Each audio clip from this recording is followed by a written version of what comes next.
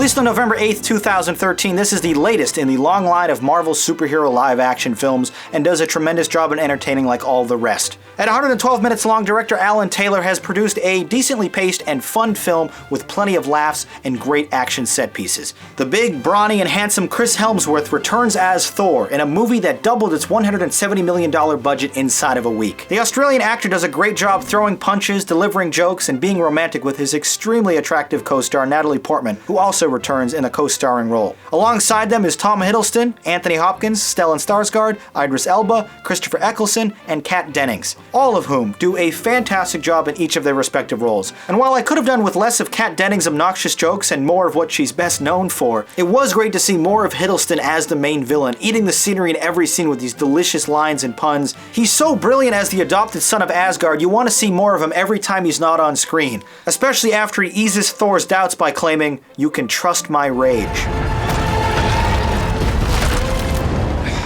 I think you missed a column. Shut up!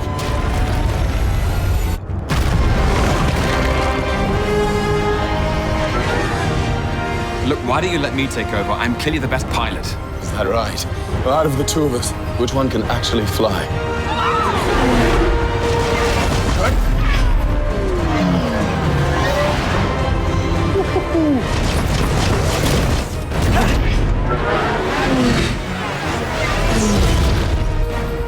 Not a word.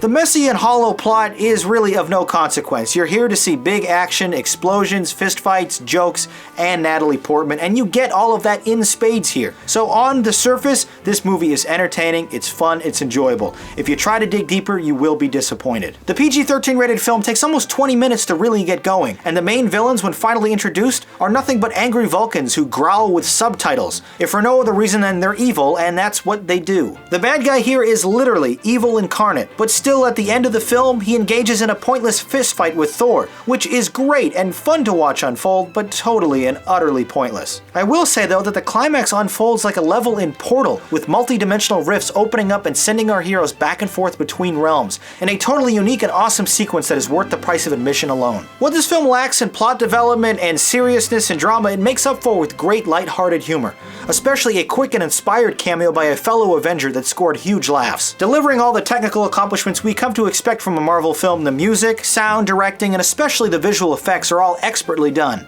With some high points and low points, this movie definitely ended on a bang and has me excited to see where the franchise will go next. But again, I'm disappointed that this film wasn't able to live up to the entertainment value of the Avengers. For some reason, the individual entries in the Marvel Universe just haven't been as good. Thor: The Dark World. Thoroughly enjoyable despite lackluster villain. Now let's see what you had to say about this Marvel movie in the YouTube comments.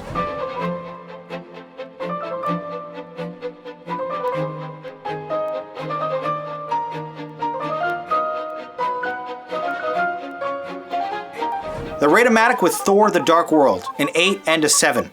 You recognize the weaker plot but could not fault Hiddleston's character. You thought the movie was great.